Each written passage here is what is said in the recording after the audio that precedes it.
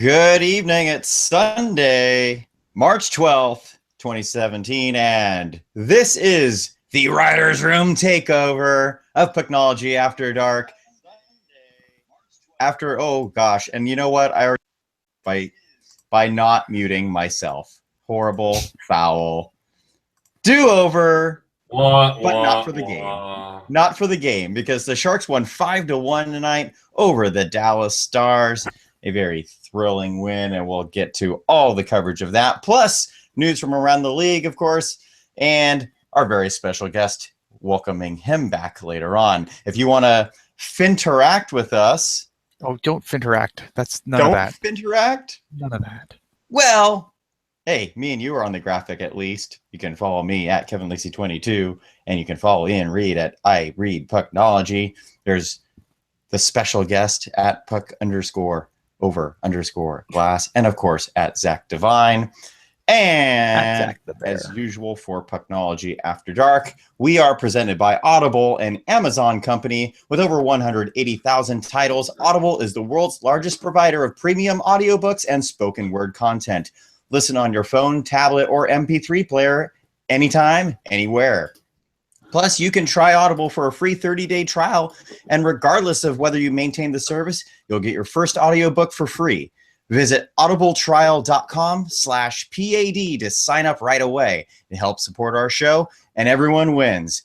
Books that speak to you, that's Audible. On the panel tonight, I am, as I mentioned, Kevin Lacey.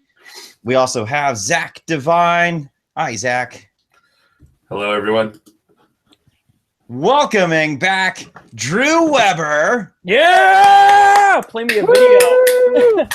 Where's his montage? Yeah, I need my video montage for the return. I have to do something. See, the last time you were on, we didn't have to draw our own lower thirds. So, and then, of course, your host is the one and only Ian Reed. Hey, everybody. Welcome to the Writer's Room Takeover of Pucknology After Dark. So for those who are uninitiated to what happens when we do this, we will do our best to recap the game, maybe a little quicker than we normally would. And then we'll just go into crap that we would normally talk about in any other week. And it's going to be awesome. So let's get started with the game. Sharks win 5-1. No, Ian, Yeah. we've got to start with the game. Oh, the game. Yeah. Game. Okay. So luckily for all of our friends and fans out in Norway, the Storhammer beat Sparta today in 11 periods of action. They won 2-1 on an overtime power play goal. Shots on goal ended up being in that game 96 and for 93 in favor of of Storhammer. And both of those goalies were the starting goalies. So you had one netminder that stopped 95 shots and the other that stopped 91. And so Sparta and Storhammer are back in action in Norway D1, I believe D1 action for Game 5. And hopefully it will be quite a bit shorter. I thought you were going to say starts in about 5 minutes, because that's how long earlier today's game was. About. It took 8 hours and 20 minutes. That game started at 6 p.m. local time, and it ended at almost 2:30. The PR guy that was running that, he was broadcasting live on Facebook. He still had a 2.5-hour drive home back. Oh, suddenly that quad OT loss doesn't sound so bad. No, it's like, I mean, heck, at that point, you're at least getting home before last call. Yeah, no, I mean that's something else, man. Longest professional hockey game ever played. Ever.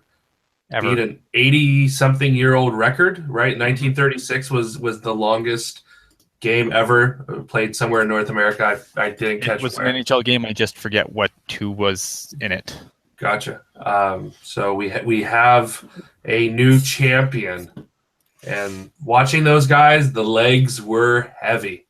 And there's so much. You think it's bad on just the on normal ice, like North American ice. You think that's bad. Like that ice is huge. To move, it's just I don't even know. At what point are you just kind of like, screw it, just take the loss? You know what's interesting? There were I was watching about a period and a half of it. There was a lot of posts. I mean, those guys, it was like there was coasting, and then mad skating action. Quick, let's end this. And then like neutral zone play, you could have timed it with a sundial. It was brutal. But anyway, so that was the game we were here to discuss. Everyone remember to subscribe, click, like. And, I don't even think Mike's in the chat though. What a jerk. Well, he can watch it on the replay. He can watch it on the replay. Jerk. All right, so the San Jose Sharks beat the Dallas Stars by a 5-1 score. What were your initial thoughts from the game? Drew, you're back. Let's start with you. Oh, great. I'm still nervous, guys. Oh, man. I thought the Sharks played an excellent game. The first period was kind of shaky, but you know what? If you can get 4 shots on Kari Lehtinen, apparently you can still score 2 goals. So it wasn't too bad. I was really hoping that Lehtinen was going to come back in after Niemi gave up goal number 5. I actually thought it was going to happen. But yeah, I think the Sharks played a great game. They had a lot of great pressure in the offensive zone, a lot of good net front presence. So let's hope they can keep that going. What did you think, Kevin? I think that the first period, they really needed to shake some cobwebs out. The cobwebs that they had the latter 2 periods of yesterday's game against the Predators. But thankfully they did. They were rolling in that second period, and then they didn't take the foot off the gas much in the third. So I did think after that first, oh boy, it's another one of those Aaron Dell starts where he has to stand on his head. But it was nice to see the team show up that last 40. Sorry, the chat. Zach, what were your thoughts? Initial thoughts on the game? Well, if you really need some help on your shooting percentage, you just need to play the Dallas Stars.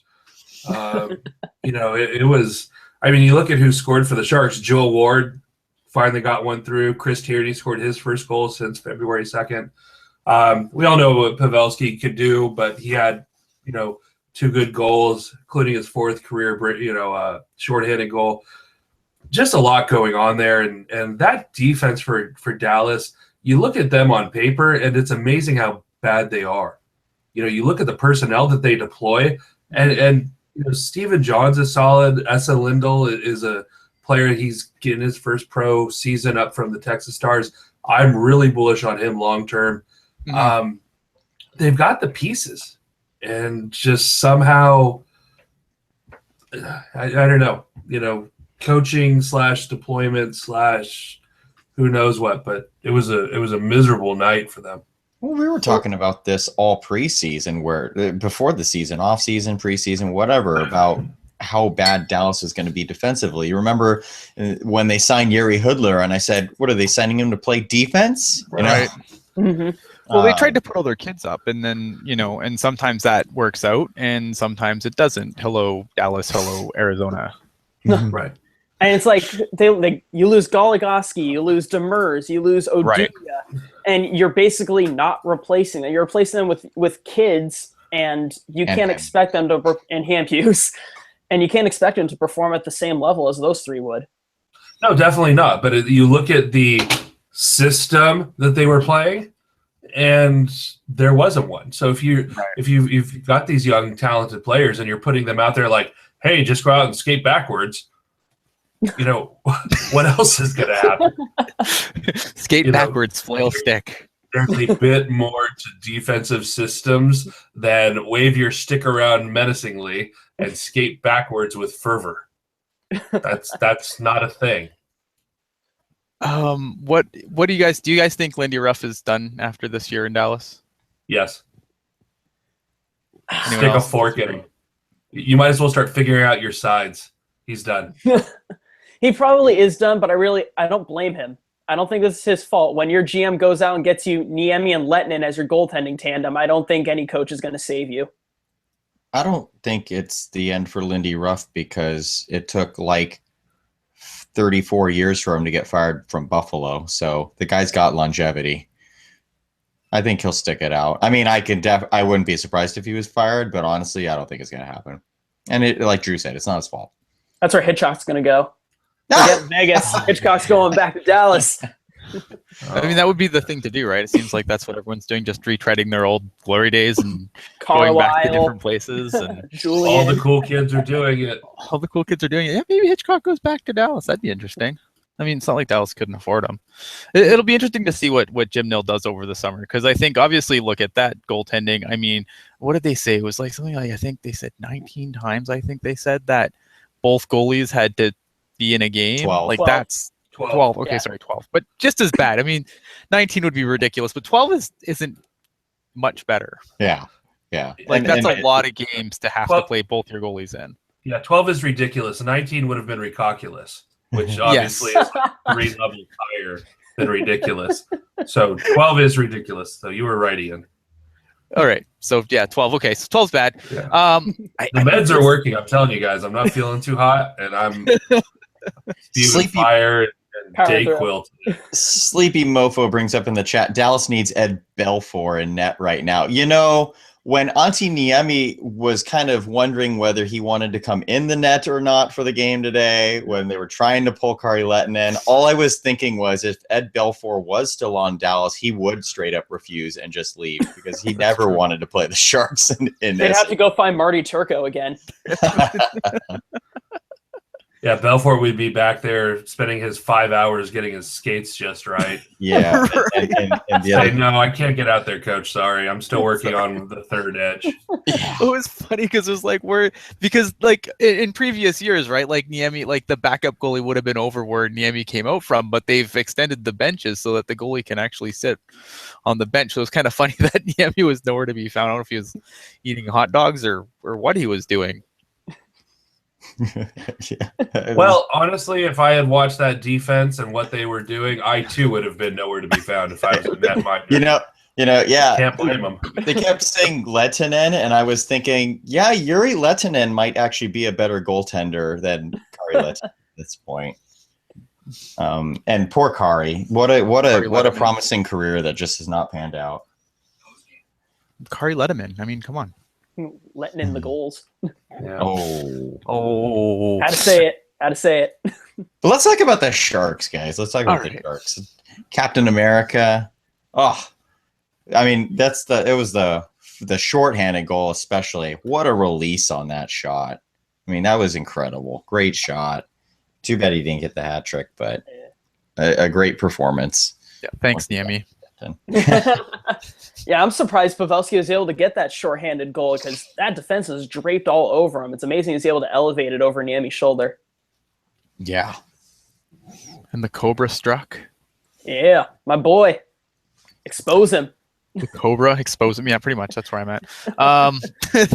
No, it was nice. I mean, look, you got offense, but I mean, they did come out a little sluggish in the first, and obviously, I think we're going to see that. I mean, this month, I mean, obviously we're still early into it, but I mean these back-to-back games are obviously going to have an effect on them, and I think, you know, once they got their feet under them, they seem to be okay. And, you know, thankfully Dallas has bad goalies.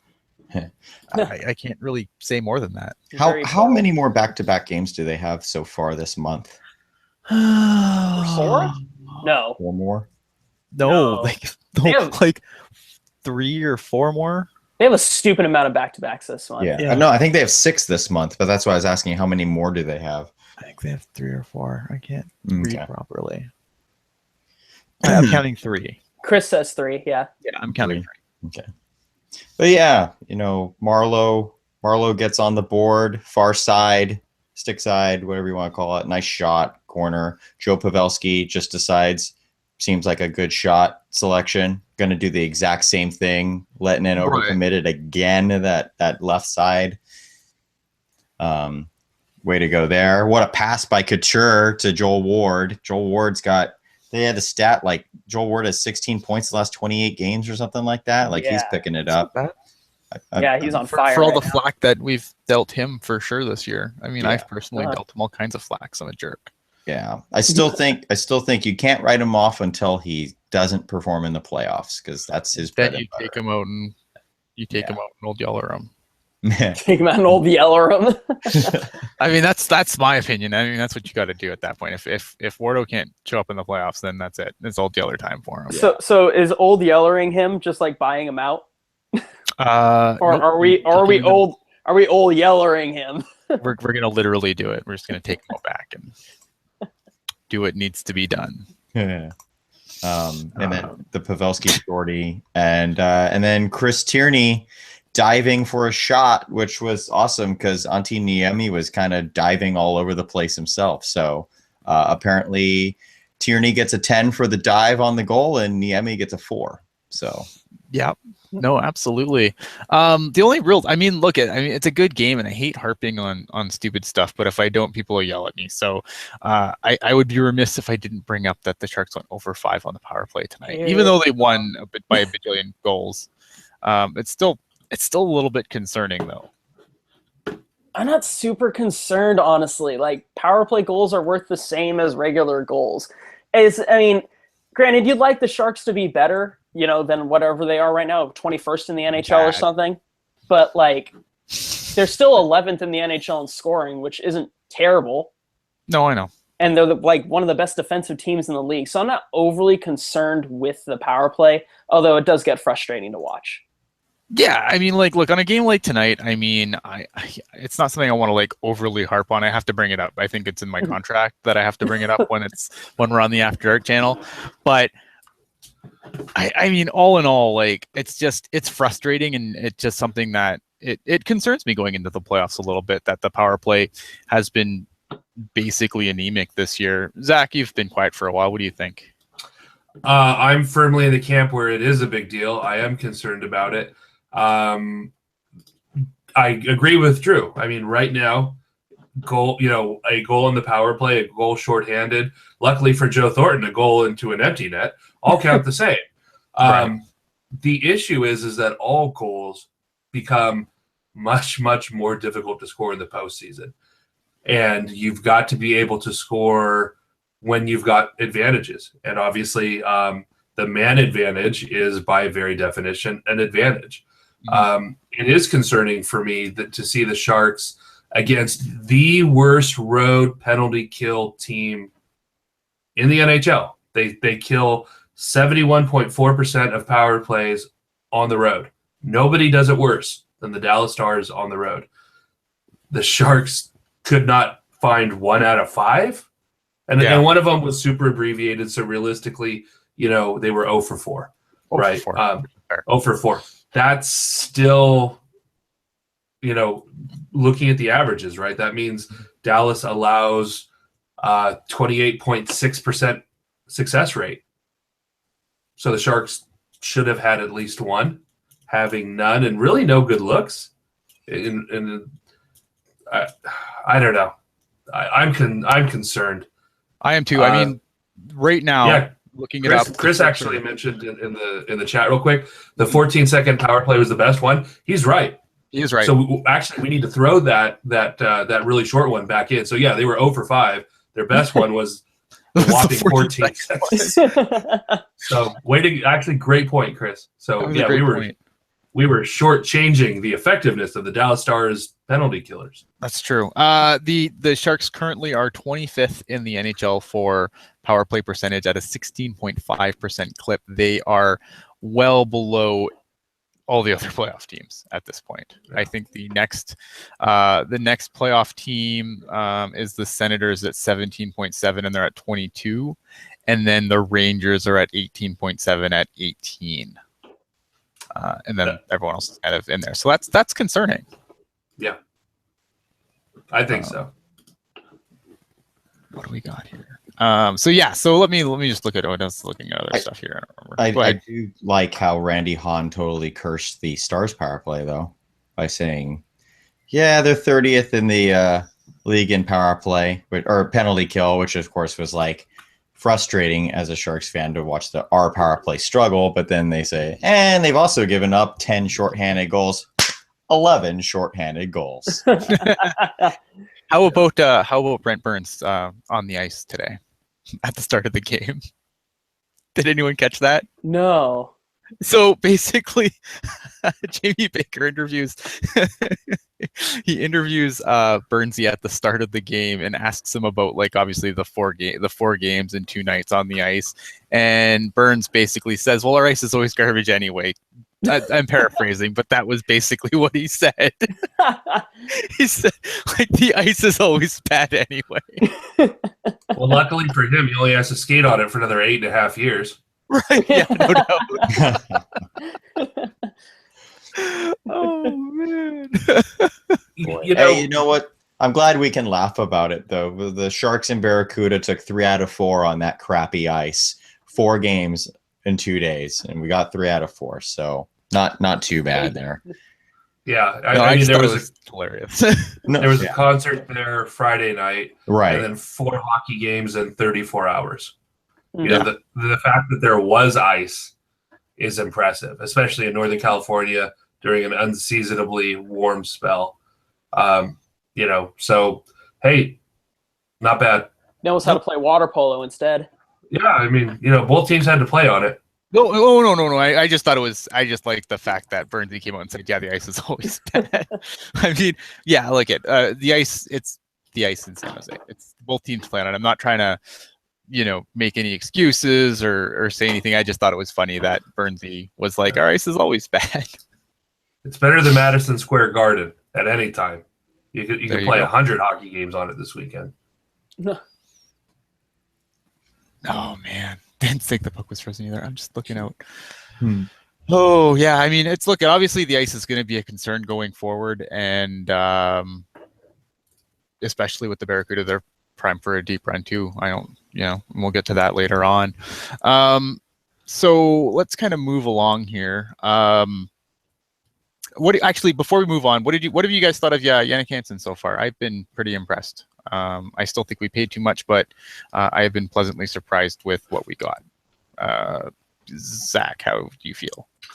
So I talked to a few of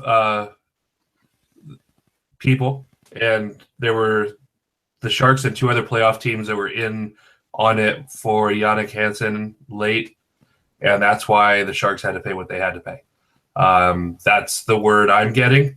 But you know, we'll see. I agree with Ian. I think we paid too much either way. You know, that's just a lot to give up. Mm-hmm. But at the flip side of it is Jannik Hansen has seemed to make Joe Thornton shoot more. And that, I think, increases his efficacy. So if Jannik Hansen makes Joe Thornton shoot more, makes him more dangerous, and Joe Thornton is the straw that stirs the Sharks' drink, I guess we'll take it. That's a funny poll, but you're right. Thornton has been shooting more since Hansen came in. I just assumed it was like he got his 1,000 assists, and now he's like, okay, now what's my goal? What's the next 1,000 goals? Yeah. That doesn't fit my narrative, Ian. So we're going to go back to what I said. Okay. And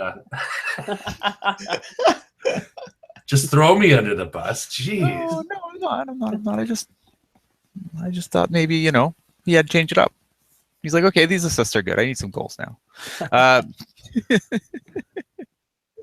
Drew, what have you thought of Jannik Hansen so far? I think Jannik Hansen has looked incredible in the few games that he's been here. He's been an absolute menace in front of the net, creating traffic, and it kind of lets Pavelski release a little bit more for higher tips or to even shoot more. And then, like you said, Joe Thornton's been shooting more.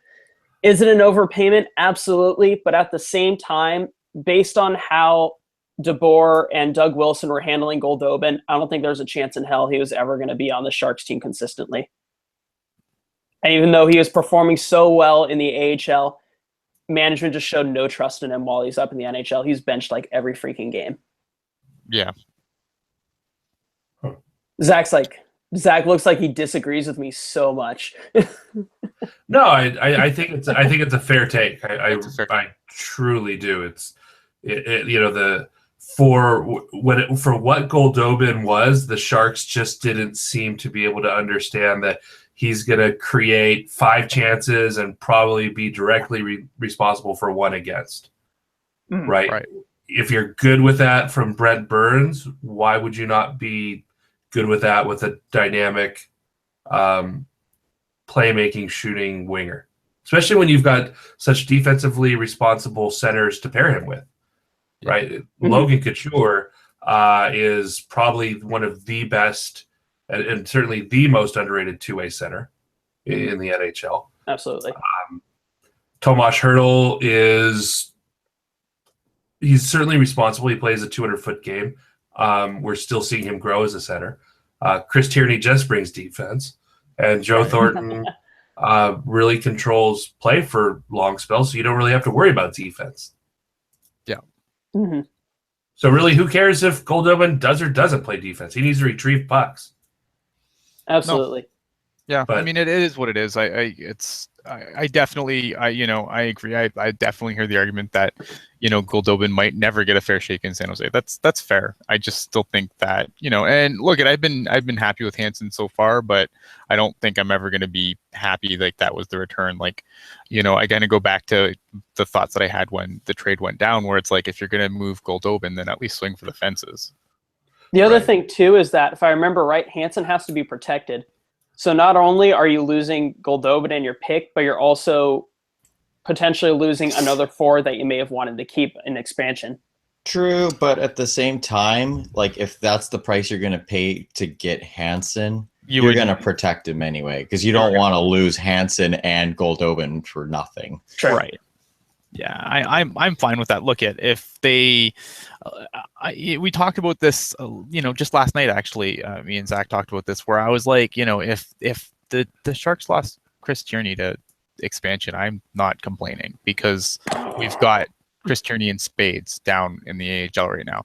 You could use Carpenter, who I don't know gets another deal, or you can bring up Dan O'Regan, who I think could also fit in that spot really, really well. So I would much rather, if they could take Tierney, because also the other thing you have to remember too is that with next year Burns' things kicking in, Danny O'Regan's on his entry-level contract next year still, and Chris Tierney needs a pay raise. So if you're looking to squeeze some pennies, Chris Tierney going away might not be a terrible thing for the Sharks. And it's also the final year of Vlasic's stupendous $4.25 million contract. Deal of the fucking decade right there. Yeah, that contract looks maybe the best ever. I'd argue that. Look how I'm someone who lobbies for Vlasic doing the Norris like every year, and he's only making like 4.2. Right. I'll take that contract any day of the week. Right. For a guy who now already has played 800 NHL games. Congratulations, number 44. Yep. Very nice. Never played in the AHL. Nope. Maybe that's why he's so good. He went didn't straight have to play from for Sommer. Yeah. Oh. Well, no, he escaped the queue before it made him terrible. That's right. He escaped Patrick Waugh then. Yeah, Jamie Baker was talking about that on the broadcast about how I guess Ron Wilson wanted to send him back to the queue, or someone wanted to send him back to the queue, and Ron Wilson was like, no. Yeah, he forced their hand. Yeah.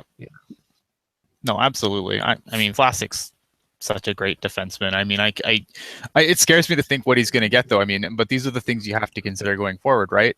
And that's, again, Chris Tierney, you're going to have to give him a raise if you can use Dan O'Regan in that same spot for his entry-level contract. I mean, don't you do that?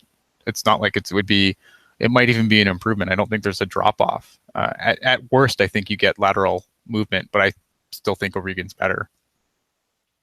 I just like Chris Tierney so much. I love Tierney's defensive game, but I know that his value has dropped significantly since his ridiculous ending of 2015. Right. Yeah, I mean, when you look at it from a cap perspective, I don't know, I don't want him to be the next Matt Nieto. Right. Where you hold him too long and then, you hold him too long and then you get nothing for him. And then he goes to play with, Duchesne and McKinnon. Right. Yeah. And then lights it up. All right. So the GM meetings were just, the past week over a little bit ago. So obviously there was like some stuff being discussed and not a whole lot got changed, but I still thought there'd be some interesting things to discuss. So I think my first question for everyone is, if you could change something in the game, if you were the hockey god, what would you change tomorrow? I'll start with Zach. Oh.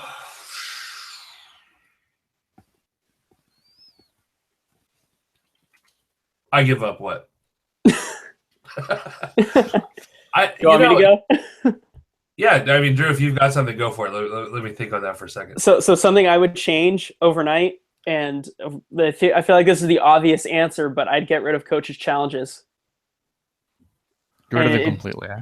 I would get rid of them I would get rid of them completely, but I would make offsides more available for review. So if you have another Duchesne offside buffer incident and an official sees it, they can go back and overturn it. But it slows the game down a lot, which I don't mind so much, but I know a lot of fans do.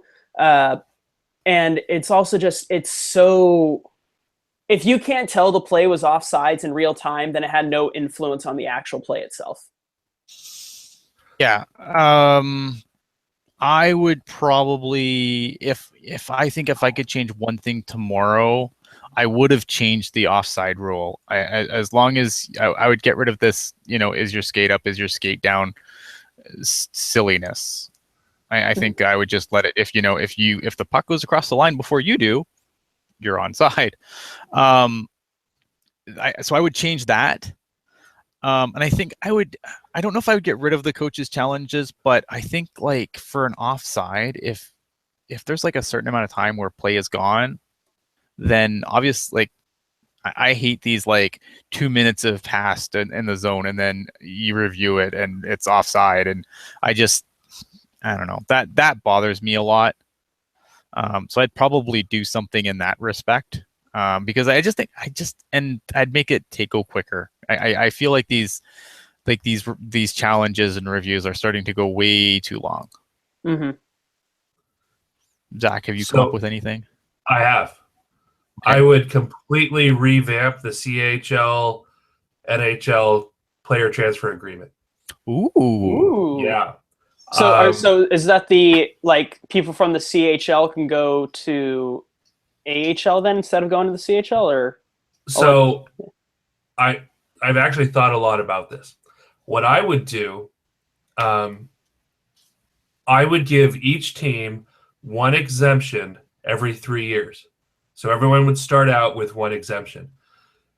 You would be able to use it once, and then once you used it, you couldn't use it for 3 more years. So you would need a truly exceptional player, right? Somebody that is completely like, what are you doing in the OHL? Like a Dylan Strome. Or Mitch Marner last year. Yeah, Mitch Marner last year. I mean, a player that is just literally, even this year, I saw Dylan Dubé with the Kelowna Rockets. He was, he was just all over the place. He probably could have been there. Or Matthew Barzal. He has NHL-itis so bad, and it doesn't matter. He's still putting up, a pair of points every single game. So I would change that, because the fact that they're calling these kids amateurs, I still think is a joke. They're going out, they're doing everything that you see a Sharks player doing. Cody Glass for the Portland Winterhawks, he's got to do as well, in addition to going to school. Yeah. Mm-hmm. That's good. They're doing fan meet and greets, they're doing charity events, they're doing signings. They're forced to come out and talk to men in dark coats, whatever they want.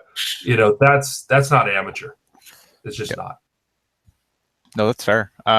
Kevin, anything that you would change if you? First, I think it's funny that this was something that we teased for 6 weeks on Pucknology Writers Room. Today we're going to talk about what we would do to fix the NHL. And now I think I was still on the show when we were talking about that. Yeah, at March 12th, we have finally gotten to that point. We just have a lot of great content, Kevin, and it takes a while to sort through it. Exactly. Yeah. Exactly. Take that. I would change offsides a little bit. Not just the coaches challenge. Coaches challenge has to go, but they need to figure out what the heck the blue line means for offsides, because the whole like pick your skate up thing that bothers me. But more importantly, it's like if the puck is already in the offensive zone and the defenseman basically holds the puck on the blue line, it counts as in. So the blue line is in, right? But when you're entering the zone, the guy's on the blue line, it's still offsides. How does that work? Like, they need to figure out whether the blue line is in the zone or not in the zone. No, you can drag your skate on the blue line. It's that you can't lift off of it. That's why you'll see guys drag a leg behind them. Right. Because it actually has to be foot down, touching the ice, dragged behind them. So Right. Yeah, and that's kind of where I was at too. So basically nothing did. I mean, just kind of go over quickly some of the things here. Just I'll get you guys' thoughts on if you would make any changes or not. Like, obviously offside rule they didn't do anything with the video review. I mean, it is what it is. I hate some of these reviews because they take far too long. The points format, it seems like there's always rumblings about changing the points format. I don't understand really why, because from an NHL perspective, I think you have to like the fact that your team has the illusion of being in it until the end. So I don't see, and I don't think getting rid of the loser point or going to a 3-2-1, like we've looked at this, it doesn't make a huge, like it'll move one or two teams around, but it's usually not significant enough that I think it's as big as issue as people think it is. Where are you guys at on the point system? Kevin, I'll start with you. I've been saying for years there should be no point for losing in overtime. I really don't care about a 3-point system versus a 2-point system, but if any other sport you lose in overtime, you don't get a point. You shouldn't get a point in hockey overtime. I don't mind the point in shootout because shootout isn't real hockey. But if you want to get your 2 points over your opponent, especially in a division rivalry, you need to close it out in regulation or overtime. Yeah, no, I agree. I mean, to me, like, other than, like I said, about having like teams artificially look in the hunt, I don't understand. If a team can't lose, if you can't tie a game anymore, why don't you just go to wins and losses, just like any other sport? I don't know. Zach, what do you think? I think that the NHL is not going to change it. I agree. and I don't think I would either. The idea, I think the NHL has done it, is you've kept teams in it until the very, very end. We went to the trade deadline and it was hard to really call which teams were buyers and sellers. There were like the Dallas Stars, 3 weeks ago, they were still, pretty much in the thick of it a bit. I mean, we all knew how this was going to shake out for them, and it has. But you could see them where it's like, well, they might move, one of their older players would get back something that might help them make a run. So, it's, a hockey trade as opposed to a sell-off. And I think that the NHL hates the tanking model. I think that the parody of it helps keep teams in it, helps sell to the fan base. So that's where I think the NHL is. So I'm okay with it. I mean, I understand it. So it's funny. Vince G in the chat. You're either playoff bound in the hunt or the Colorado Avalanche. Yeah, that's about right. It is. It really is. I liked Chris in the chat with the take points away for teams with a high PDO, but that's analytics humor. Oh no. And who hasn't gone yet? Go on. Drew, have I let you talk on this yet? No, you haven't. Jerk. Wow. So moving right along. So, I mean, I'm with Kevin. I don't think you should have a loser point. I doubt the league will change it, but come on, this is the big boy league. This is the NHL. You lost. You don't get anything for it. And at the same time, it's like let's say you have a Sharks-Capitals game kind of thing. Mm-hmm. Game's tied 1-1 with a minute left. Why am I going to take a risk in regulation when I'm just going to surrender a point to an Eastern Conference team that has no impact on me in the standings? I'm just going to shut the game down and go into OT. So I think taking away the loser point or going to an alternate system like a 3-2-1, it will make at least the ending of games more exciting, as opposed to just kind of seeing play just totally shut down and pretty much end in a boring way, eventually in a shootout probably. All right. So one rule that they did change going into next year, obviously, it has to go through the competition committee, but I don't see why it wouldn't. And this is already a rule in the AHL. They've changed it now so that they're going to remove timeouts after icing. So if you can't ice the puck and then call a timeout and then rest your guys. Great. So that just gives Peter more reason to just waste all of his timeouts on Coach's Challenge. Not going to use it on an icing. Might as well use it on a Coach's Challenge. Oh, man. You know what? I understand the idea here. Obviously, unrested players equals sloppy play equals more goals. But I think if that's your answer to more goals, then you don't understand the problem. I don't know. Zach, what do you think on this? I'm a bad one to ask on this because I was at the Barracudas 0-0 going into the shootout game against the Grand Rapids Griffins on Saturday, and that was one of the best hockey games I've seen this year. Yep. I good hockey doesn't mean high scoring hockey. Right. I agree. In fact, generally, as the Dallas Stars illustrate, it's generally not the best bet to give up a ton of goals. So I don't know. I'm good with a lot of. I'm actually really good with how the game is right now. I truly am. I understand the punishment, if you will, that you can't use a timeout. To rest your guys, but you only have one. This isn't basketball where every team gets 37 timeouts per half. So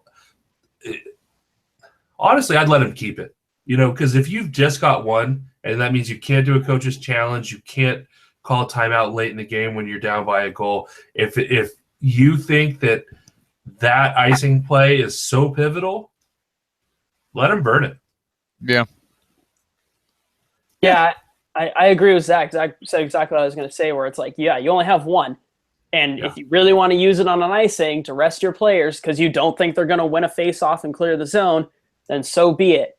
But they don't get to challenge anymore. If they're down a goal with 1:20 left and there's an offensive zone face-off, you can't set that up anymore. You have to just kind of figure it out. So I think using your timeout on an icing is punishment enough. I don't think you have to make it so that you can't do it.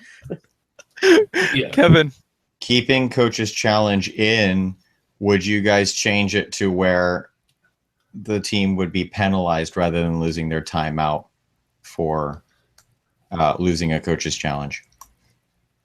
Oh, so it's like a 2-minute penalty for delay of game?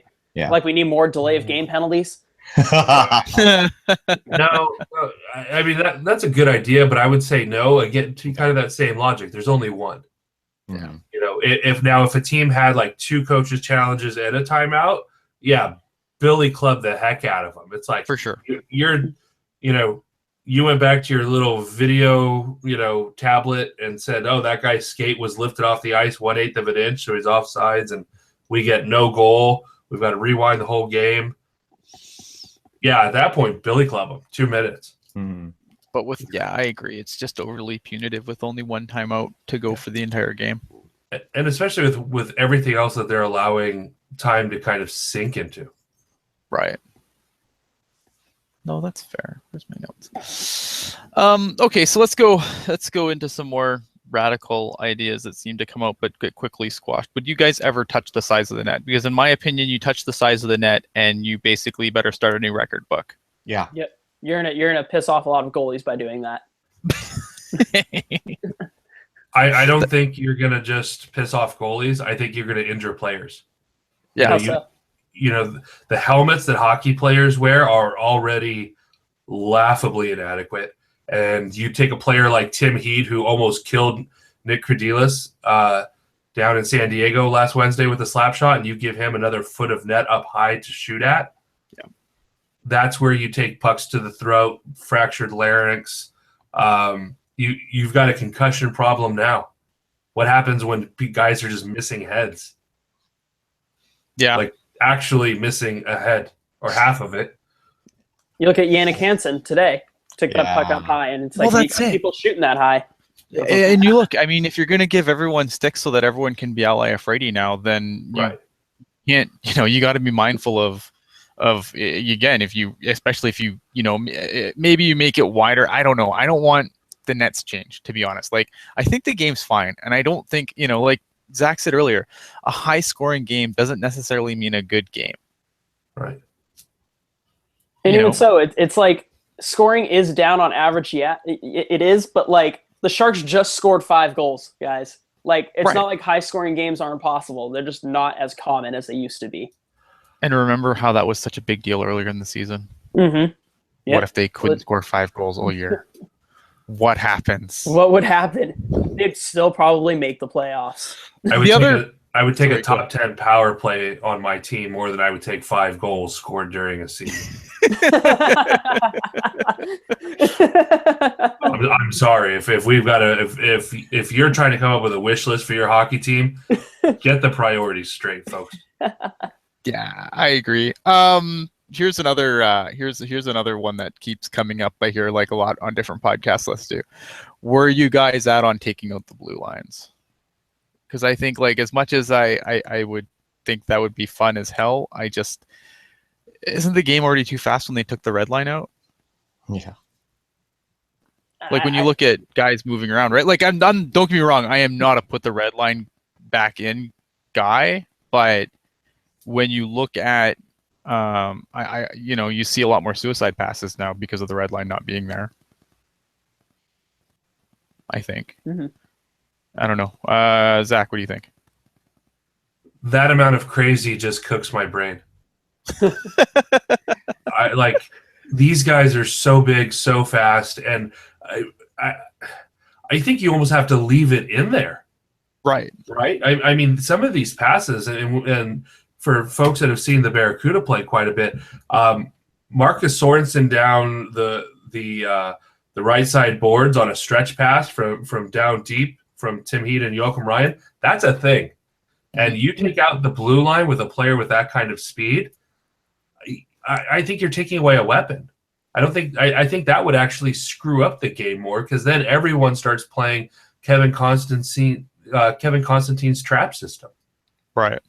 Because you would always have to have somebody, at least one defender, all the way deep.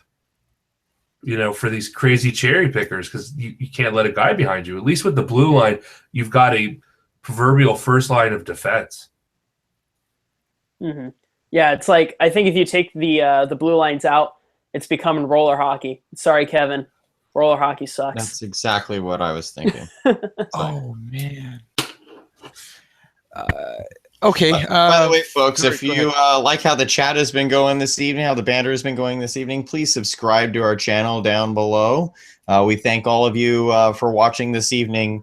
Hopefully you were able to see all the Pucknology stuff over this weekend, whether you were at the games, whether you were watching online, whatnot. If you're a new viewer and you like all the banter, please subscribe. Absolutely. Felix asked a question. Do you think the smaller goalie pants have made any changes? I don't think so. So the goalie pants idea was because scoring 5-hole is down. And the reason scoring is down 5-hole is you look at how goalies are wearing their pads. Before, they used to wear them really low, and they had those mud flaps in front of their skates to stop pucks down low. Now they're doing the exact inverse. And if you look at how goalie pads are sitting on their skates, they're actually super high. And that's because the top of the pads now are what closes the 5-hole. It's not even the pants. Right. So they haven't addressed the problem. They've made these guys wear slightly tighter shorts for a unknown reason that smarter people than me have decreed. And decided, like, hey, the real culprit, We're good. I feel like they hacked the top off of the pads a little because they were ridiculous before, and then the goalies were kind of complaining about having their knees exposed, and it's like kind of like it's one of those things where it's like you want to keep them safe, but at the same time, it's like like you don't want to give them unfair advantage. But again, everyone shoots the puck at 100 miles an hour now. Right. It's a hard thing to do, right? Like if you're going to take. No one's going to take these, silly flex sticks away from the players. So it's like, I don't know. Yeah. Next time you've got a real good look at a goalie, take a look at an image of a goaltender. Tommy Soderstrom was a good one with the Islanders. He had pads that were so wide. I mean, you could have canoed your way to Hawaii on them. And they were super low. Another player that was famous for those real low mud flaps was Olaf Kolzig on their pads. So take a look at those goalie pads and then go take a look at how Martin Jones, Carey Price, how some of these guys are utilizing their pads now. It's completely different. The cheaters are always a step ahead. Always. Yeah. And goalie lives matter. Yeah. Goalie lives matter. Eflow CC in the chat. Kevin turtlenecks will be the next goalie uniform trend. Protect their necks. And that goes along with Wu-Tang Wednesday. Wu-Tang. Oh God. Protect your neck, kid. Protect your neck. Oh my goodness. All right. So something else I wanted to get to. They kind of over the GM meetings, there's kind of like a kerfluffle over basically and it's kind of been changed. It's kind of been fluid, but the expansion draft, they're kind of like the NHL is like, no, we don't like having fun. We don't like keeping people happy. So we're just not going to tell you anything and we'll let you know what happens when it's over. Now it's changed up a little bit where my understanding is it's going to be televised. Now they're saying they might release the lists instead of not releasing the protected lists at all. To me, not being like, I understand the reasons to not be transparent, but I feel like this is such a missed opportunity if they don't be as transparent as possible, because I think there's so much, like, you look, and I wrote about this on Fear the Fin, but you go and you look at, you go to these sites and they all have these expansion draft tools, and we did one earlier in the year on the air. We did a mock Vegas draft, and I'm sure we're not alone. Yeah, I think I picked Trevor Van Riemsdyk, but I think I picked him twice, if I remember correctly. You know what? I mean, sometimes that happens. But like, to me, I just feel like, if you make it transparent, I mean, at the point that this is happening, you can kind of keep people engaged kind of that whole weekend, just kind of having fun with it. Whereas, like, if you don't really do anything, I think you're missing an opportunity to keep the fan base engaged. And I feel like it's kind of crappy if you're in Vegas. Like, I understand, like, no one wants to be criticized, but let's be honest. I mean, people are going to speculate anyway. It's not like everyone's going to go, well, I don't have the list, so I don't know who I don't know who else McPhee didn't take. So, like, people are going to have speculative names of people that probably were available, so they're going to be angry regardless. I don't know. To me, it bothers me that the NHL would be kind of short-sighted in this. Kevin, what do you think? Yeah, Vegas needs as much promotion as they can. Whether we're the hardcore hockey fans or the casual fans that Vegas needs to bring in to help become hardcore hockey fans. Like, they need to have as much content as they possibly can without placeholders, and this all needs to come about. And I almost feel like what was our favorite salary site that closed down because Vegas manager. Yeah, general manager. I almost feel like they intentionally brought in the dude from general manager to the Vegas management team to close that down. Oh, we want no reputable sites to speculate on who will be protected and exempt and everything like that, because Cap Friendly can't seem to get their list together. It changes all the time. So it's I don't get it. And then from a player standpoint, because I think it was Gary Bettman who said that they don't want the speculation to be concerning for the players. Yeah, but not knowing if you're even available isn't going to help as a player. Like all of a sudden you find out with the rest of the world you're on the Golden Knights, you might be going, what the heck? I didn't even know I was going to be available. Like that's way worse than a player worrying about whether he is going to go or not. Yeah, I think Vegas, and I think actually Ian wrote about this in his article, where it's like, if you're in Vegas and you're one of the people who bought season tickets for this team, and you want to know more about how your team's going to develop or who might come in kind of thing, like that would be really exciting for me to kind of look at the list and be like, oh, this is who could end up on this team that I'm going to be watching a lot. But instead, you're not getting that excitement. It's just kind of happening. Like, can you imagine if, let's say the Sharks don't exist and there's an expansion team in San Jose and you love hockey and you want to know who might be coming to San Jose and the NHL's like, nah, that's too bad. You're going to find out with everyone else. I think it's stupid. I think you're losing a lot of excitement for the city of Vegas. What do you think, Zach? You're muted. Zach, you're on mute. Thank you. I would like to commend my learned colleagues because I think that they all make excellent points. I wanted to maybe even pull out a little bit further. Okay. The NFL is a global juggernaut. I mean, it might be worth a seat at the G8. You know, yeah. I mean, truly, what a global franchise it is. And you look at what the NFL's done and what it really, truly catapulted itself to what it is now, and it was fantasy sports. They embraced the entire thing.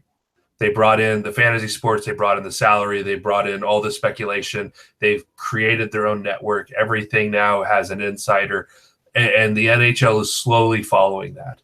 The way that you take your fans and you turn them into fanatics is you give them the tools to be evangelists for your sport.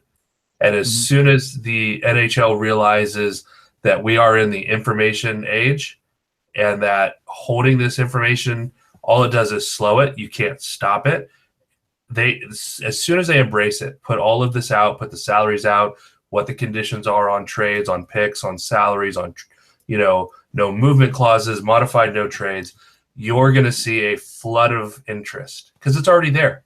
I mean, all of us, we're all, producing content for a variety of websites that all of you better be reading every single day when you wake up. That's First thing, grab your phone, read Ian, read Drew, read me. I'd say read Kevin, but listen to Kevin. Yeah, since I haven't written anything in ages, it's okay. But we still love you. We still love you in a work-related kind of way. Right. But, you look at that, how much content has that speculation given the entire world? No, that's exactly. And people, if you want to do something fun, write yourself an article on who you think is going to be available in the expansion draft, and then you go post it on hockey forums, you go post it on Reddit, post it wherever your favorite place is, and then prepare to get your asbestos undies shredded in ways that the English language cannot describe. You know, no matter what you do. No matter what you do. No, I agree. I mean, and that's the great thing. And I don't know why the NHL can't see that. And I just think it's because you have too many. Like they just need some fresh thinking. Yeah, in that front office. Yeah, it's almost like they're still trying to run it like the Nashville draft, where we all just kind of found out, and there were a couple pictures on NHL.com of Mike Dunham, and that was about it. There's your expansion draft, folks. Like, it's been almost 20 years. We need some live coverage. The other thing is like these expansion lists might like hurt the players or something like that, or like might cause issues between players and GMs and stuff like that. Like the trade block doesn't already exist. Like the Vinny Lecavalier incident or Martin St. Louis incident didn't already happen. Like it still happens. Like just because you're on an expansion list, I mean, business is business. Right. It's no worse than the trade block. Right. I mean, are you really going to be like, are you going to be all angry? I mean, like if you're a key guy, then you're probably getting protected. I mean, if you're Chris Tierney and you're angry that Logan Couture is getting protected and not you, then that's your problem, Chris Tierney, because you're Chris Tierney. Get a grip. But I mean, like, when you think of the guys that are not going to get protected, I mean, there'll probably be a couple of guys that don't get protected because, for salary reasons, dangle them out for the salary. But it's not like they're oblivious to the fact that they make too much money. You think Dustin Brown's oblivious to the fact that he makes too much money? Right. Right. Like, I mean, like, this is going to come as a shock to him that, oh, I'm on the block. Well, of course you're on the block. You make way too much money. Right. That's the part that really bothers me about is this idea that, they're gonna do this thing. It's gonna hurt people's feelings when it's like, I play for the Chicago Blackhawks. Everyone has a no movement clause. The choice is already made for them. Of course, I'm on the block. Like, and the Sharks saw this with Dylan Sandoe, right? Mm-hmm. For even down all the way down to prospects. These kids are coming out of junior and they're looking at opportunity up the food chain, right? So. And if, to your point, Ian, which is an excellent one, if Chris Tierney is all heartbroken that he was exposed in the expansion draft and decides that he's got a bad case of NHLitis and he's going to be Mr. Grumpy Pants, which I don't think he would be. No, I just use him as an example. Right, exactly. I'm just being careful before something wild gets out there. Chris Tierney's a hardworking professional, and I understand that. But let's pretend that he had his cranky pills, and that's going to suck not for the Sharks, but for Chris Tierney, because he has Danny O'Regan and Rourke Chartier and some of these other players breathing down their necks, ready to steal their jobs. Yep. Mm-hmm. So, tough it up, get back out there, work hard, produce. Yeah, I agree. Good. It's a business. Yeah. I mean, at the end of the day, right? I mean, it's a business, and I think that I just wish that they would do better business. All right, so Kevin Shattenkirk got suspended for 2 games for charging. I didn't see the hit. I've not seen the hit either. I heard it was rather egregious. Yeah, it is. It definitely is. Like, if he had a history, that's 5 games at least. Because there's like took a couple goes of it, right? No, it wasn't so many a couple goes. It's like he like freaking like leapt into him, like he was freaking like jumping over buildings and stuff. Like Jimmy Superfly Snuka? Yeah. Did you see the Ekblad hit? Oh. What? Did you see the hit on Ekblad? No, I have not seen the Ekblad hit. I heard that was pretty bad. That was bad. I don't know if there was any supplemental discipline that came from that, but that was a nasty. And that's his second bad concussion, isn't it? In the NHL? Yeah. No, because didn't he get concussed in the? I want to say he got concussed in the World Cup. World Cup. Okay. I knew there was 2 since he broke into the league. Yeah. Mm-hmm. All right. I'm going to quickly take us around the league, and then we will look at the standings, and then we'll talk some Barracuda quick. So tonight, the New York Rangers defeated the Detroit Red Wings by a score of 4-1 because Detroit's terrible. Montreal beat Edmonton 4-1. Edmonton has now slid all the way into the wild card, I believe, the first wild card spot. So that is a potential matchup for the Sharks at this point. I'm not scared of Edmonton at all. Chicago beat the Wild 4-2. The Wild and Chicago are dogfighting it out for the top seed there in the Central. As we watched the Sharks beat Dallas 5-1. Dallas is out. Sharks are still awesome. It's all good. The Sharks are now, I think, with Anaheim also winning tonight. They beat the Anaheim Ducks. Beat the Washington Capitals 5-2. So it looks like we keep our 7-point spread over the Anaheim Ducks, but we do have a game in hand on them, I believe. Yes. Now I have 9 points, I believe, on Edmonton. 9 or 8. We have 10 points on Edmonton and 9 on Calgary. Okay.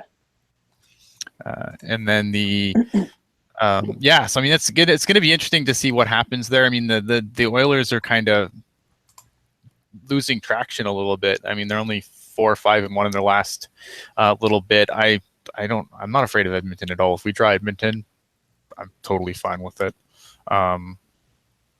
I think that while Edmonton's definitely improved this year, I still think that if you can shut down McDavid, and that's no easy feat, and his little buddy Leon Draisaitl, they're a beatable team. And we've got the personnel to do it. If Right. It's not Vlasic Braun, it's Burns Martin. Any two of those guys can shut down McDavid, and the other one can do work.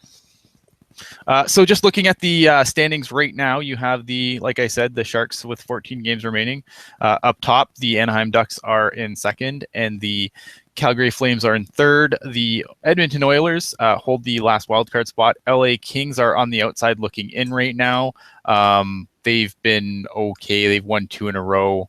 Obviously, we'll see if the two-headed goalie monster can come through for them. And then Vancouver is out, and Arizona is Arizona. It's bad. They should feel bad. They should feel bad. Although I also picked Carolina. Carolina was doing so well. And then Cam Ward remembered he was Cam Ward. Yeah, and then Cam Ward became Cam Ward again. So the Pacific, so you can see that the Western Conference playoff race right now, you have St. Louis holding down the last wild card spot. LA is obviously behind them by 3. I don't think LA can catch the Oilers. And really, to me, it's these two teams. It's going to be St. Louis and LA dogfighting to the end. The Winnipeg Jets have 66 points, and they've played too many games. They have the fewest remaining games out of everyone. Dallas is Dallas. Vancouver is not doing squat. It's pretty much between the Kings and St. Louis at this point to see who's going to take that final Western seed. I would argue. Mm-hmm. And then there's Colorado. All right. So let's let me see if I can make this stop being dumb. So real quick, Winnipeg, I actually kind of like their chances now that Pavelic's hurt. Oh, you like? I don't. I think it's just too much. Get Hellebuck in there. I think with Hellebuck, with how that offense is, I really like the Trouba Morrissey pairing. Even though Trouba, it sounds like he got hurt. I haven't read up on it, but if you had to pick a dark horse, I like Winnipeg there, just for giggles. All right. I you know what? I wouldn't be sad to see the Jets do something. I think the Jets are a team that I want to see so desperately do well because True North. Go Jets. True North. Team. I love that. Every time.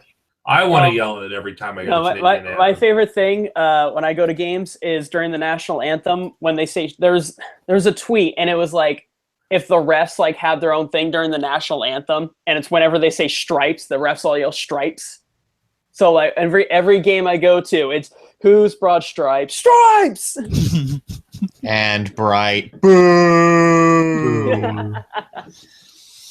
All right. So let's wrap this up with some Barracuda talk. I know we did a big Barracuda show yesterday, so we're not going to do, a million years of Barracuda. But started the week, they on Wednesday, they had this wild game with the San Diego Gulls where there was 8 first-period goals, and Craig Grosnick was probably as bad as I have seen him all season. Zach, talk about this game. This game was completely uncharacteristic for both squads. Every chance was a grade A chance. Both of them evidently had taken pages from the Dallas Stars School of Defensive Positioning and really struggled, I think, overall in the contest. And I talked to both Grosnick and Roy Sommer after today's game against the Gulls. And credit to Sommer, he went right back to Grosnick. He saw kind of what I saw, that it was a rough game for him, but he was hung out to dry. Yeah. It was women and Cuda first, and they just left Troy Grosnick, on a sinking ship. They really did. And the players actually spoke about that. They said that they needed to be better in front of him. And today's game, I think, was that. But, you look at it was a tough week for them. San Diego's right on them for second place in the division. The Griffins are in first place in the Central, and then they came back and played the Gulls a second time. So it was a tough 3 games. the Barracuda, and to walk away with 5 out of 6 points. I think that's a credit to this young squad. Yeah, I mean, that game was a gong show for sure. But I wasn't completely thank you. I wasn't completely upset by it. I mean, it was entertaining. It was definitely entertaining to watch. But it was a mess. And you had to credit the Barracuda. I mean, they clawed all the way back in, and then lost it in overtime. And during the first half of that game, I'm like, they're just they're getting exactly what they deserve, and yet they still, I don't think they deserve the win. I don't think they deserve the point they got, but you got to give them credit for clawing back in. And then the week before that, they clawed back with Daniel Regan's 2 goals to beat, the goals and get in. I think the Barracuda might be in the goals head a little bit. I was kind of watching how players were reacting, and Grosnick was obviously huge. He wasn't really tested. No super grade A chances in today's game, but the goals, kind of their body language, skating back, there was not a lot of secondary scoring. There was not a lot of second chances, a lot of one and dones, and just little slump shoulders on the way back to the bench. I think the Barracuda in a long series, I think it really bodes well for them. Well, I think part of it is the fact that San Diego has been dominating everyone but the Barracuda over the last 2 months. And not to say that the Barracuda haven't had trouble with San Diego, but it's got to be a little defeating when it's like, this is the one team in our way from leading the conference, basically. Mm-hmm. And we can't beat them. The Barracuda won all 5 home games against them this season. So that's got to be deflating for sure. Yeah, no, I agree. I thought, to wrap up on this game, I thought Armalis came in, and I thought he was decent too, coming in based on how the team was playing in front of him too. I mean, it wasn't like they got all that much better when Armalis came in the second. It really wasn't until, I don't want to say, the middle of the second before things kind of really started turning back the Barracuda's way. So you got to give Armalis a little credit too. And Alex Gallant with that sick pass, by the way. Yes. I know you're talking about goaltending, but amazed that Cordelius still has a knee. Yeah, no doubt. That was hard to watch. I thought that was ridiculous. Yeah. I tweeted that, and I got in a couple arguments. That was so ridiculous. I mean, he blocked that shot. When a hockey player can't even get to their skates on a penalty kill, something is seriously wrong. Scoring chance or not, you blow it down. If he's out there hobbling and waving his stick and getting in the lane, you're deal with it. You're laying there as bombs are raining down from Howitzer Heed and Joachim Ryan. It's dangerous. It's dangerous. It truly is. I don't know. I wish the Barracuda would have almost just taken that puck, kind of like what they do in soccer. Like a guy's hurt, they just shoot it out, and it's like, hey, we get this puck back. Like, you lose the next face-off. Right. You have a little talk. Fighters do it all the time. There's a lot of discussion that goes on in hockey. Mm-hmm. Yeah, no, it was really, really hard to watch. Cheryl asking what was the reasoning for not stopping the play is because the goals never had control of the puck, so it was basically considered like a scoring threat. So because it was still a scoring threat, they didn't blow the play dead. And as much as I like Barracuda scoring as much as the next fan, I just don't. It was hard to watch. And yeah, it was nice to be on the board, but it's like not. It's it's like, God, I want to win, but not like that. I thought that gave the goals that emotional spark, because after that, when the refs didn't blow that out, they came out and they played like hell unleashed for the rest of that period. And that's one of those things when you've got a team that is very talented. The Gulls are a darn good hockey team. And all of a sudden you just give them a shot of adrenaline straight to the heart. That's tough. That's tough for any team to deal with. And I thought Armalis was actually fantastic in that game. I thought he was really good. Thought it was probably one of his best showings. And Ian, to your point, the Gulls are actually third overall in win percentage in the entire league. Number 2 is the Baby Penguins, and then number 1, San Jose Barracuda with a 722 point percentage. Which is nice. So they come back to SAP Center. They play the Grand Rapids Griffins for the second time this season. The first time was in Grand Rapids, and this one, like we said earlier, was a shootout win. 0-0. Troy Grosnick gets the shutout, but it's one of the funnest games of hockey I've watched all year. Yeah, that was just a good, solid game of hockey. Clinic, like. Both teams are so good, and if these two teams matched up, like ended up meeting in the playoffs at some point, I'm not complaining. No, that's so much see television at that point for me anyway. Yeah, is Sadoway on that Grand Rapids team? He is, but he wasn't playing. Unfortunately, it just wasn't his night in the rotation to be in the lineup, so he did not play last night. Unfortunately, yeah, he was with the team though. He took part in warmups. Okay. Yep. Yeah, he had last time that they played them in Grand Rapids, he was in the E at the time. But he's been recently back up, and yeah, really freaking entertaining. Nice, Vince. Nice. Yeah, Kevin, did you have any thoughts on the Griffins game? No. You're telling me? Kevin's in the chat right now. Oh, I'm sorry.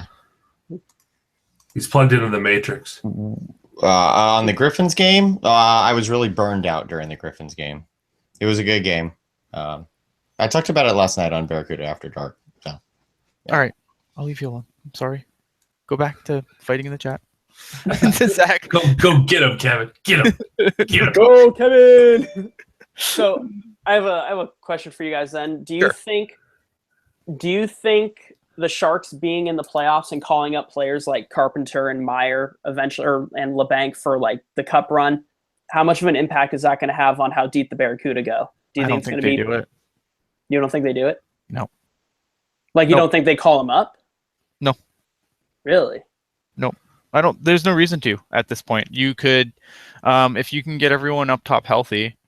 You keep maybe Sorensen up and rotate him and Haley out of the lineup as you needed, but I don't think you need to. I think if you look at with the way the lines are playing out now, you have Hansen playing on the top line, and I don't see him moving anytime soon because it's been good. The second line, I was kind of surprised they flipped Ward up there because I thought that line has been pretty good. So you're talking third, fourth line minutes. Why would you pull guys up to play 8 minutes when they can play? When I don't think they're going to make a significant difference. I don't think Kevin LeBanc on the fourth line is going to make a huge boost. Okay, I was just curious about why not let him play? I mean, if someone gets injured, yeah, obviously, then then you're going to go call up a LeBanc or a Timo Meier. I don't think a Timo Meier, but potentially those are the names that are obviously going to come up, right? LeBanc, Meier, Carpenter, stuff like that. I don't think that. I don't think if there's no injury and the Barracuda are still playing, they're going to leave it alone. Because look at that experience of having that Calder Cup run is just as good as playing 8 minutes in the NHL. Okay. Yeah, I would say it's far more important. You look at some of the players on Columbus, and the guys that they're able to call up. They won the Calder Trophy last year with the then Lake Erie Monsters, now Cleveland Monsters. Right. And you're playing in high stakes. No hockey player plays to go through the motions. A game of shinny, pick up. There's still a scoreboard, and so when you can play at a very, very high level, arguably the second highest level in the world, as a 20-year-old, go deep, get used to a playoff grind, get used to what it's like to absolutely hate somebody by game 5. Yeah. And go out there and still fight through everything. Those are all important lessons. And I would even say, especially for a lot of these players who haven't played a super long season, like a Danny O'Regan, or Colin Blackwell, some of these guys that might have only played 30, 40 games in a season, like really dragging this on. Like, this is what you have to do to be a professional. Get ready for 100 games that are just, would wreck, average people. They're obviously professional athletes. So for me personally, I would, barring injury, like Ian said, I would keep all of them down there, and hopefully, both teams are playing well into the late spring, early summer. Right. Okay. Yeah, that's what I would hope for. Because again, you go back, like I think Sorensen might stay up, but that's not a huge deal because Sorensen's a guy who, he's been through the wars already. He knows the wars. Right. So it's not like we're a guy like, Danny O'Regan, or not that Danny O'Regan, Danny O'Regan's also obviously played, he's seen some wars, but I don't think like this. Not like a 7-game series against the San Diego Gulls would be. Right. Okay. That level of experience, there's only one way to get that. Oh, jeez. Eric, so get ready for Calder Cup playoff action at Solar for America Ice on Conflict Days. I'm sure they will sort it out. Eric, I think, is more right than we're giving him credit for. Oh, man. Really? That's brutal. Because, I mean, the Sharks brought in a lot of young players, and I was familiar with a lot of them. I'd be lying if I said that I thought they'd be leading the AHL. Vince. Yeah, Vince, you can just shut that down right there, though, buddy. Vince with the comment of the night. Yeah, just go ahead and back that up on out of here. But appreciate you. Oh, man. Oh, wow. What's their new album? Not in This House or something like that. Something like that. It's all for sale. Yeah. See, look, it is for sale if Bon Jovi comes to town. Then they just ship you to the practice facility. Yeah. Calder Cup game canceled as a public skate. Oh, jeez. Come on, guys. Come on. I don't want to see that. It could happen, but I don't want to see that because I think this is a huge opportunity. Again, look at people like winners, and I feel like wouldn't it be something, if the Calder Cup could, if the Barracuda could go to the Calder Cup, like the last thing you want to see is like season ticket holders only. Like you want to get people in the building, you want to get people watching. This is when, if the Barracuda win a couple of rounds, I would hope that attendance would pick up because I think people would be excited about that. Now, granted, you're probably also, getting a third mortgage on your house to pay for your Sharks tickets, but I'm hoping, they win a couple of rounds and it really translates out to some attendance for them. You want to hear a dirty dream, Ian? Okay. The Barracuda make it to the Calder Cup finals, and CSN televises them. Oh, that would be nice. But you might be asking for a little much there. Get you some of that. I feel like there'd be an important spring training game or something for the A's. They've got like 17 channels these days. You got to be able to squeeze it out somewhere. Put on like CSN Plus #2 or something, or or CSN Plus on the Ocho. On the Ocho. Jessica's asking, has the Barracuda attendance increased at all? I feel like it's been standard, but you're in the building. You tell me, sir. Giveaway nights and games that they're the second and the doubleheader are definitely, like last night's game was very well attended for the Barracuda. They had a very good crowd, and actually two of the players mentioned it afterwards, how it was nice being in a building with some good energy and good noise. But there's attendance is going to be an issue. There's a lot of entertainment options here in the Bay Area. Yep, that's fair. And then today's game, they beat the San Diego Gulls again. Was it 3-0? I want to say it was 3-0. Yeah, 3-0 if I remember right. So much hockey today, and my brain's Play-Doh. What was your take from the game today, Kevin? Do you have any takes from the game today? So I'll start with you first. The goals were pretty sweet in that second period. Yeah, there were some nice goals, especially of course Buddy Robinson's shorthanded goal, which I tweeted out. My buddy and me.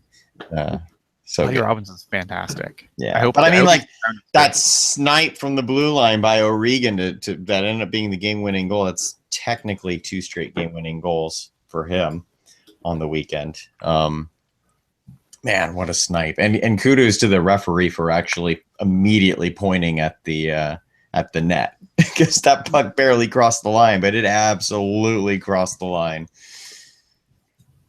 It's a good deal. Yeah, Zach, what was your thoughts of the game today? I thought it was just a good, kind of tough victory. They really didn't give up any what I would consider grade A chances that they were giving up down in San Diego. Grosnick was solid when called on. O'Regan is as humble a guy as you're going to meet. And so every time, that was kind of the second sharp angle goal he's had in the last 2 weeks. He had, I forget who it was against, but last week he had a real sharp angle. It was a power play marker though.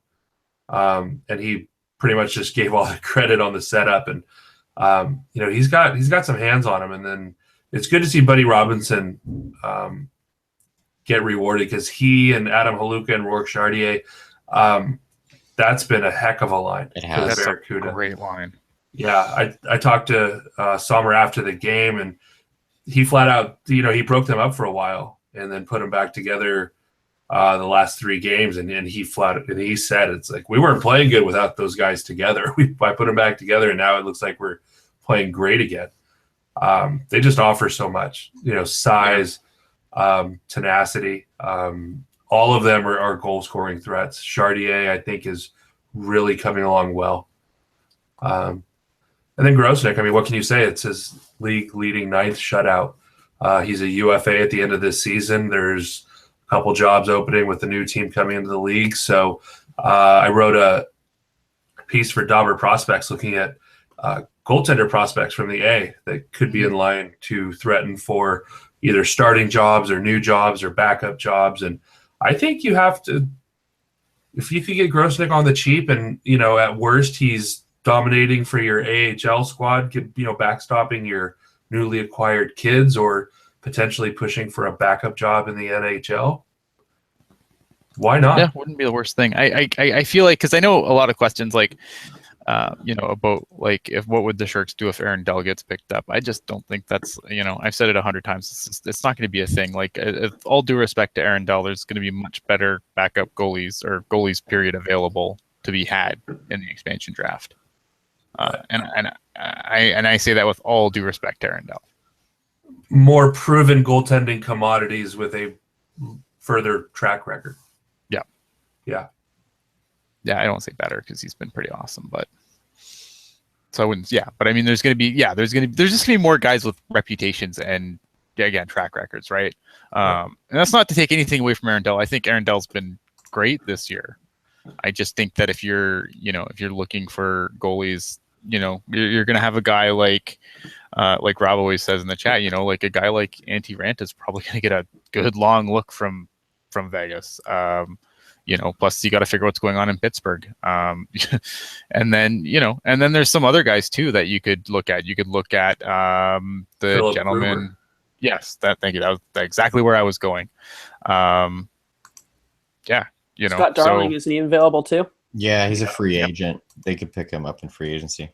Right. Yeah, he's a free agent, so they couldn't draft him, but they could definitely sign him. So they're going to have options. And when you look at those names, what's going on in Nashville? Like, what are they going to have to expose? I feel like Saros would be safe because he just hasn't played the games. So UC Saros. I thought Saros was exempt. Is exempt. Yeah, that's what I thought. So if you go to planmyteam.com, you can look at who Zach protected under the expert selections, and I'm going there myself right now and telling you what I do. And while I'm doing that, let's talk to Drew about what he would do in Nashville. What would you do? In terms of goaltending, or like, I don't know. I just threw you under the bus. Whatever you do. Whatever. What would you do if you were in Nashville right now? Nashville, you'd probably go. 8-1 because you have such a good decor in Nashville. So I don't know who they have to protect off the top of my head. I don't know Nashville's situation too well, but you protect Subban, you protect Yossi, you protect Ekholm and Ellis. Ekholm, Ellis, Arvidsson, Johansson, and whoever your 8th guy is going to be.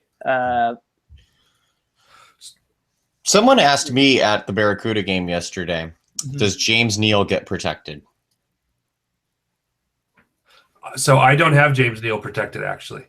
I don't think I had him protected either. I've got Colin Wilson, Philip Forsberg, Ryan Johansson, Victor Arvidsson.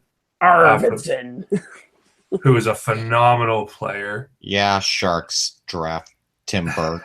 Jeez. 4th round, guys. 4th round.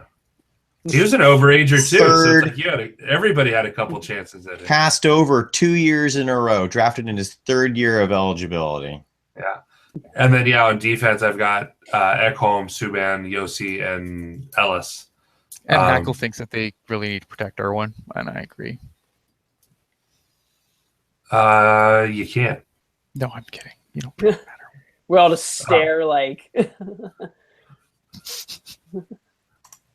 I mean, he's put together a nice season for them. He's got 13 points in 61 games. Kind of off the proverbial scrap heap. Of UFAs, and so he and Tennyson, over there for Carolina. Those are 2 players that couldn't fit in the Sharks. We're seeing it with Matt Nieto, seeing it with Tommy Wingles. Sharks are a deep team, and so some of the players that can't squeeze in the lineups, other teams, they can be valuable. Yeah, no, I agree. All right, we've probably gone longer than we should have because that's what we do. Always go longer than we should have. I know. This is Writer's Room. It's what we do. I know. Yeah. Let's go around and get some final thoughts. Drew, how is it being back? Do you miss us? Of course I miss you guys. I'm going to be back for I don't know how often I'm going to be writing, but I am out of school for the next 3 weeks. So I'll be around whenever you guys want me on. You can always ask me to be on, and I will debate whether or not it's worth my time. Okay, that's fair. But no, it's gonna be a fun 3 weeks. I wrote an article that was very disliked on Thursday. I think you could check it out. And yeah, I want to go and dislike it. What was it on? Drew, tell us. It was about why I'm concerned for the Sharks, and I didn't put the power play, and everyone's all mad at me now. Oh, how could you not put the power I'm mad at you too now. I'm not gonna lie. Everyone's all mad at me now. Yeah. Was that on Pucknology.net? That was on Pucknology.net, and then Reddit destroyed me. Reddit handed my ass back to me. Wow. Remember, folks, you too can enjoy the benefits of being a content writer by things like what Drew just said, or post your expansion draft picks. Yes. You want to, if you ever needed a colonoscopy, just start being a hockey writer. Kevin, what's your final thoughts? My final thoughts were it was a good weekend for both the Sharks and the Barracuda. Yeah, the Sharks lost yesterday, but getting that win over Dallas, it's better that they won tonight than last night, because now they go into this week on a good solid note. And then we talked about it here at the start of March that the Barracuda probably needed at least 2 wins against the Gulls, and they not only got 2 wins, they got 5 of the 6 points, as Zach mentioned earlier. So it was great. Just pointing out the calendar, the arena availability calendar. Basically, unless the Barracuda game gets moved, which is the final game of the season, if I'm not mistaken, final home game at least, the Sharks will start the playoffs pretty much guaranteed on Wednesday the 12th, with game 2 being Friday the 14th. That likely means that the Barracuda would start their playoffs right around April 20th, which would be a Thursday night, potentially Friday the 21st. But I don't think, at least for the first round, there will be any building issues, because the SAP Center typically schedules light during the playoff months. I'm at Kevin Lacey 22. You can follow me on Twitter. I'll see you next time, guys. Oh man! All right, Zach, final thoughts. solid week for the Sharks. I think a great week for the Barracuda. Still have some concerns for both squads as we head into the final stretch. I think the Barracuda need to get their top line humming along again. LeBanc has had a little bit of NHL-itis, not quite as much as, say, Shea Theodore has. But it's just kind of getting to work. And so it looks to be an exciting week coming up for the Barracuda. They'll play next on Tuesday again at Bakersfield, and then they have a weekend series home and away against the Stockton Heat. So Friday at 7:00, come on out. My interview with a top 15 2017 draft pick, Cody Glass, is live at hockeyprofits.com. I caught up with him and Joachim Blichfeld. The Cody Glass interview you can read at hockeyprofits.com. The Joachim Blichfeld interview you can read at thehockeywriters.com. I just did a good piece on AHL goalies who could be looking for jobs for dauberprospects.com. You can check that out on their featured site. And as always, you can follow me on the old Twitters at Zach the Bear. That's ZAKKTHEBEAR. Or for my Canadian friends, ZAKKTHEBEAR. Fantastic. All right. I am Ian Reed at I Read Pucknology. I have a couple of things that I really want to get out this week, so stay tuned for that on the Evil Empire. I am looking to release my top 20 prospect list for the San Jose Sharks, which is always an interesting thing, and I'm looking forward to Zach shredding me on Twitter like he did last year. Get some! And so yeah, I've got gifts lined up. It's going to be brutal. It's going to be terrible. Oh my god! Awesome. It's going to be like electronic blood and guts everywhere. Yeah, it's going to be bad. So stay tuned for that over on the Evil Empire, known as For the Fen. And I also will have my Barracuda recap probably tomorrow. So if you enjoyed what you saw tonight, please subscribe to this channel, which is normally the Pucknology After Dark channel. If you liked us specifically, you can find us on the Pucknology Writers Room channel. Just go in the little search box up there, type Pucknology Writers Room, hit subscribe. We do this every Sunday. And another thing, we'll try and, I know I'm already getting requests about it, so me and Zach and Kevin, the combination of the three of us will try and figure out a time that we can do another Barracuda After Dark. But this month is going to be so hellacious as far as schedules go. So I'm not making any promises, but we'll look. We'll look and we'll see if we can work something out. Aside from that, thanks for watching. Have a good night and so long.